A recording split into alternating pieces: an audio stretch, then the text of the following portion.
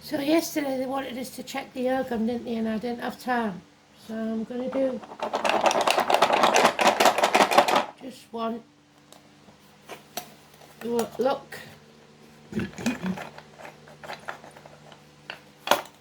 Let's see what they want to tell us.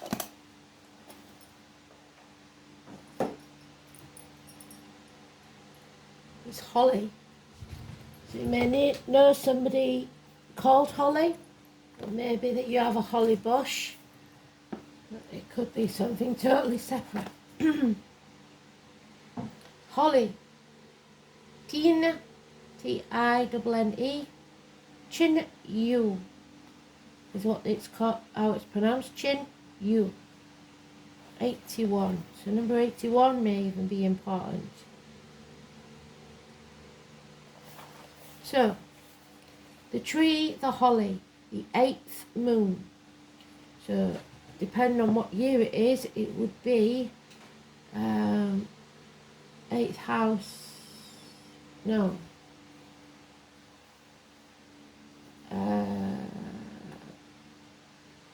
August. The place on the hand is the first joint of the middle finger, which is Scorpio.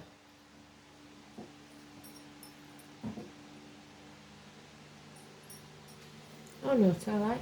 Yeah, it is. First joint, the middle finger. Wait a minute. So that would mean Libra, Scorpio. So it's Libra. Tell a lie, it's Libra. The colour is dark grey, it's smoky quartz, and the starling is the bird. It's the goddess Budokai, Great Britain, and the spear. It's the letter E, the planet the sun. It's, the word is inget, mastery, third of a wheel. So the third quarter, the axle. We had the wheel today, didn't we? Fires of coal, and they said about fire in today's, and holly.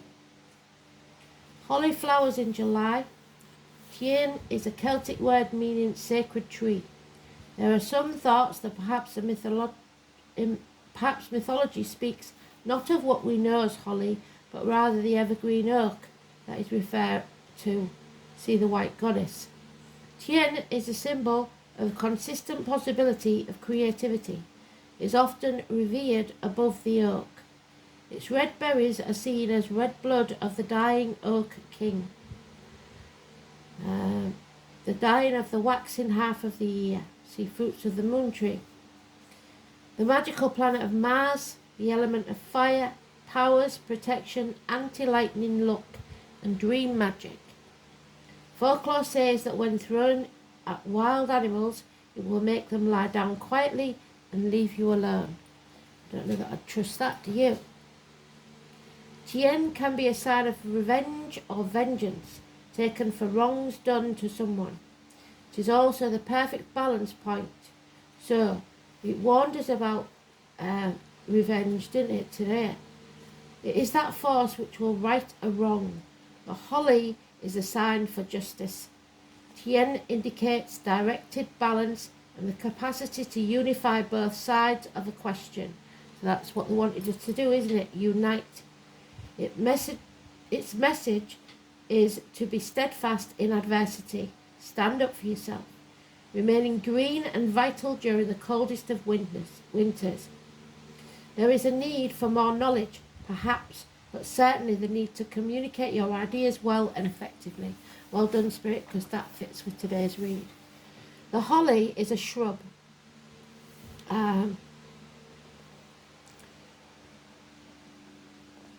So, many experts think that the original Tinne was not the holly, but rather the holm oak. So Holm may mean something to you.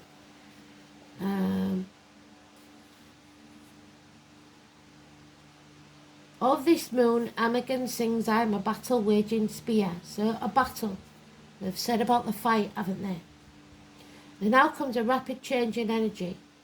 We can see that suddenly the bounteous blossoming growth The light of the sun has turned its vengeful, destructive force, laying waste to the vegetation of the land.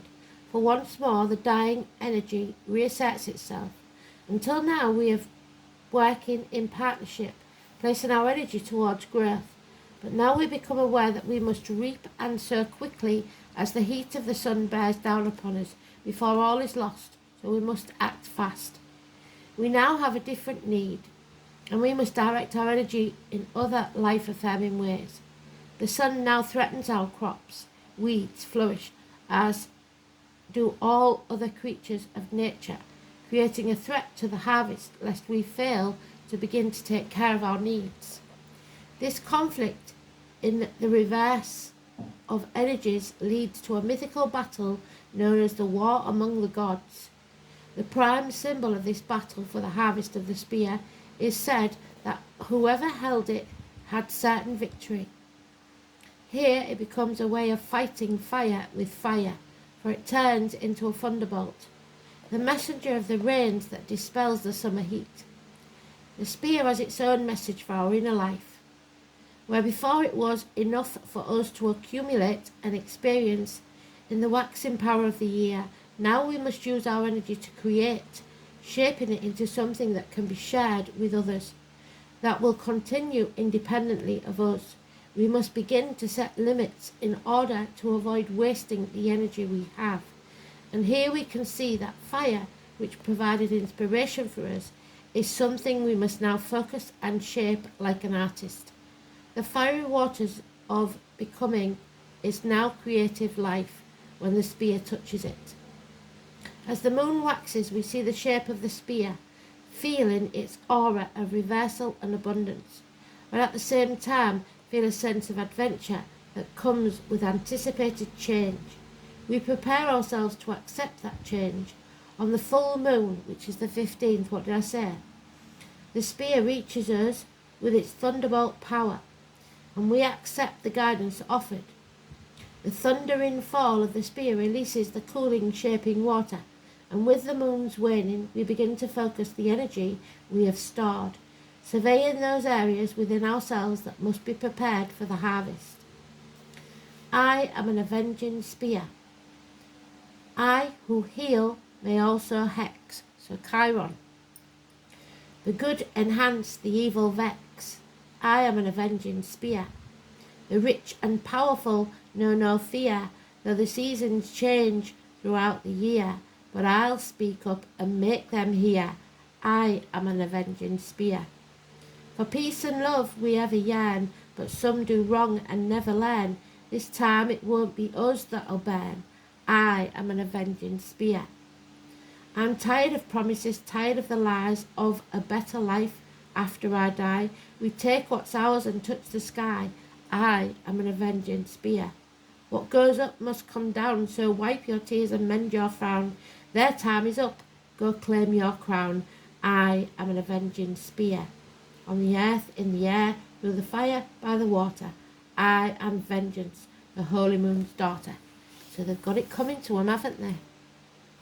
The great Celtic queen of Iceni, for years she was called Boudicca or Vodicea. Then for a while she became Bonduca, and later still Boudicca or Boudicea.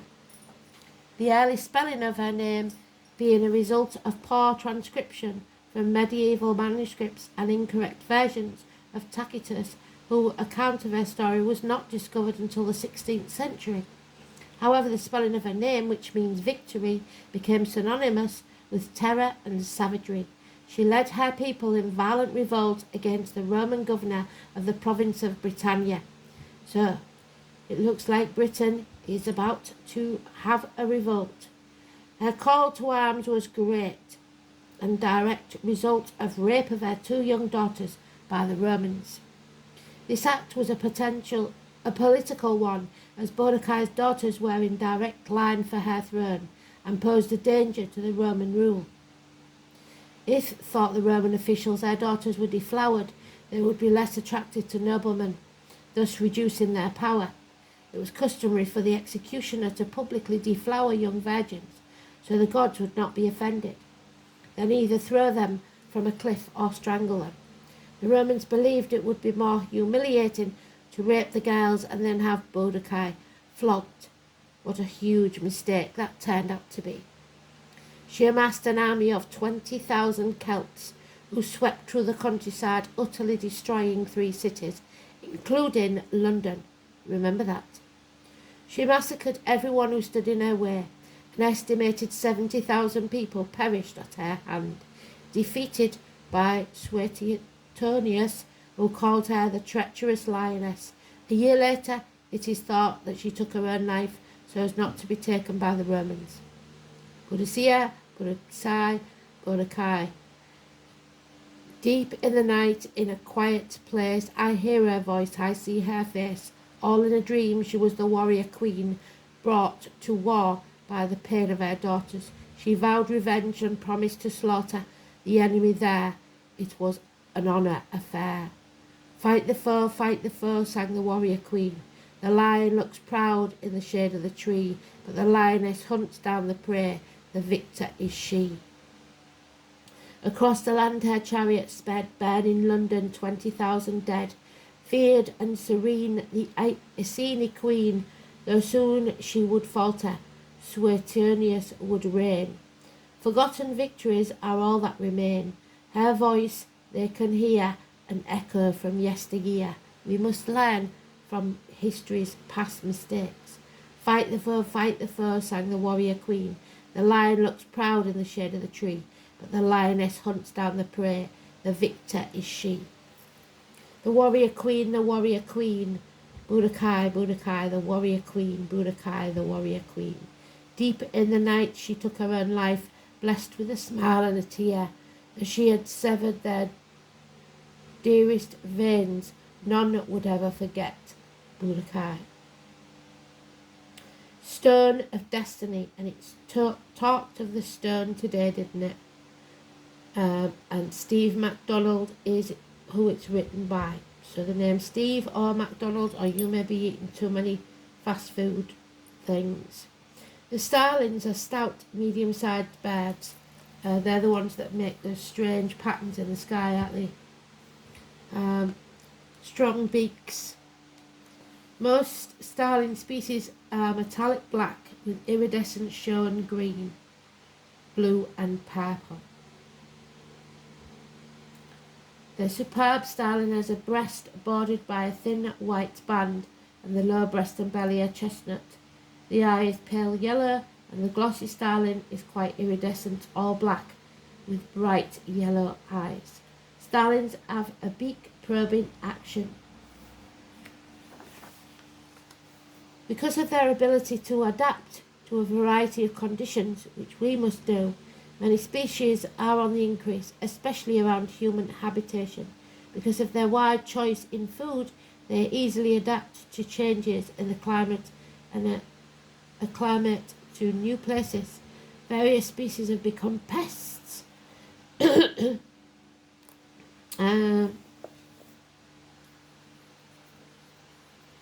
They usually migrate and turn in spring. Usually do not dispose of their already occupied cavities, so if a diligent human can keep the starling nest material out of the cavity, the migratory species can claim it later on. Out of the breeding season, starlings are often congregate in large flocks. The superb starling alarm call is a loud whining. And they are very good mimics. Smoky quartz is associated with anchoring energies of the earth, so get grounded. This association makes smoky quartz a good choice for those wanting to gain a deeper appreciation of nature or a greater concern for the environment. Smoky quartz is said to benefit the lower torso, especially the sexual organs, kidneys, abdomen and pancreas. Some healers use it to treat kidney disease, menstrual cramps and fertility problems. Its subtle energies are also soothing to the heart and nervous system. The energies of this crystal are more subtle than most, so its influences are more gradual. Smoky quartz can neutralize negative energies, but its slowly working nature makes it more suited for situations where caution is called for or where gradual changes are desired. So be cautious and slow and steady. Smoky quartz is a good crystal for gazing. Meditation using this crystal as a focus can lead to hidden secrets being revealed. So watch for secrets being revealed. It aids individuals in meditation by clearing worries and emotional blockages. It is grounding and protective. How beautiful is that? So, it agreed with the reeds. Remember, the holly and Budokai. We will have to fight and protect what's ours, but do not make the mistakes of the past. Thanks for listening. Bye.